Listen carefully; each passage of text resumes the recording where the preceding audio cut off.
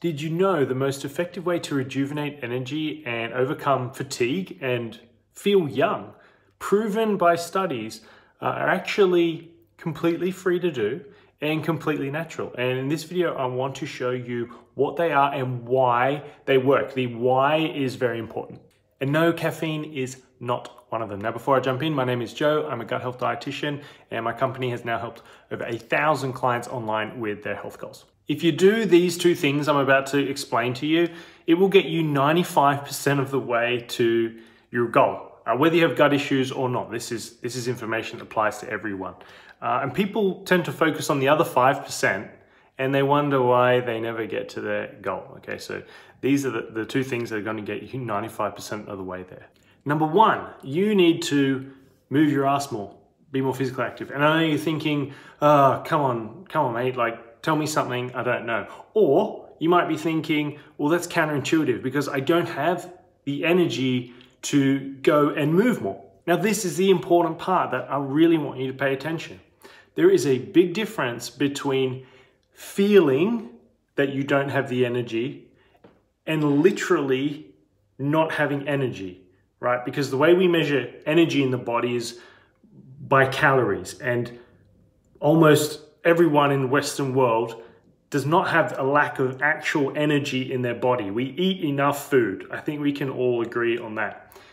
Feeling you have energy, the drive to do things, the motivation, that is typically what people are talking about when they say, I have no energy. Not physically, like you have energy stored in your body. If you've got any stores of fat on you, you've got energy stored.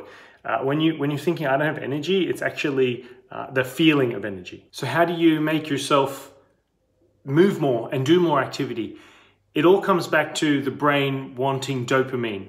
Dopamine is like the reward circuitry. So if you do something that releases dopamine, your brain wants to do it, and then you'll have the energy, the motivation, the drive to continue to do that. And if it doesn't release the dopamine, then you won't. So you need to be trying different activities that you enjoy, basically, because that's what's happening. It's like when you want to eat a snack, when you're sitting down and you want to eat something sweet or salty, whatever it is, all it is actually your brain just wants dopamine, and it knows it gets that dopamine from that activity. So it motivates you and drives you to want to do that. Now you need to find a way to do that with physical activity. So said another way, to get your energy back and your mojo, you need to be doing activities that release dopamine, but in a sustainable long-term way. And physical activity, exercise, is proven as like the best way.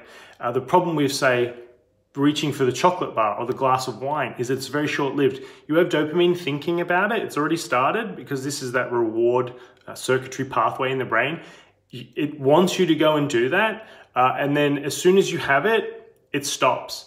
And once you've had it, it's done. So then you need to have another piece of chocolate or have some more wine to get the dopamine again. And then it's very short-term. Whereas physical activity, it's a slow start, but it's very prolonged. And when you're finished, it maintains for a long time, and will actually, doing the activity will give you more energy later. And that's the best way to improve your energy levels. And there's lots of studies on this, like I'm not just making it up. There was one where elderly people with persistent or unexplainable fatigue, when they were doing frequent cycling in a class, like each day, it increased their perceived energy levels by 65%. So to take away, like, I want you to understand how dopamine works and how there's a difference between like having energy literally in your body and feeling like you have energy, because you've got energy. No worries about that. If you eat food, you got energy. It's the feeling of energy that we need to work on. And that's thinking about dopamine, and the brain is very much ones and zeros when it comes to this. So we want to be giving it the dopamine, but in a sustainable way. And when you understand this stuff, it becomes less complicated.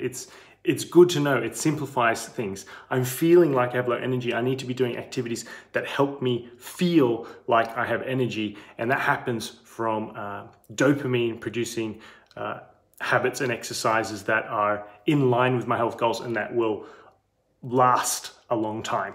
One other thing, the exercise or physical activity that you are doing, you should ideally try to do it at the beginning of the day because it's going to have that ripple effect. If you start the day like that, that feeling of energy and motivation will last throughout the day. So it will help you be more productive in other areas of your life, but also help you to make better decisions because you've already done that thing you know is good for you. And so you're less likely to make poor decisions later in the day.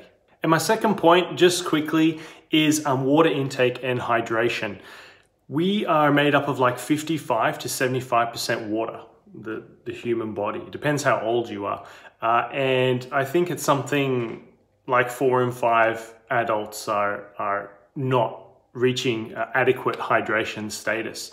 And so by drinking more fluids, it will 100% make you feel like you have more energy. Again, you've got the calories, the energy in your body. This is about perceived energy, okay, and how you feel. So physical activity and water. And remember, if you're, like we know people who are, say, 60 plus, the cues for thirst are not as effective or not as strong. And so you need to like actively try to prompt yourself to drink more fluids because that thirst mechanism isn't as efficient as it used to be. Anywho, I hope that was useful for you, not just to hear like, hey, do more exercise, but like why that would help you have more energy. And this is how we teach our clients and the way it works. It's like, we can't just tell you what to do. You've got to understand why so that you actually are empowered to make informed decisions yourself. Because that's truly what sustainable change is. It's you needing to learn why these things work. Why do we say to do the things that we say? So if you enjoyed this, please give it a like. Tag someone who maybe will find it useful. And if you've got any questions, send me a message or leave a comment.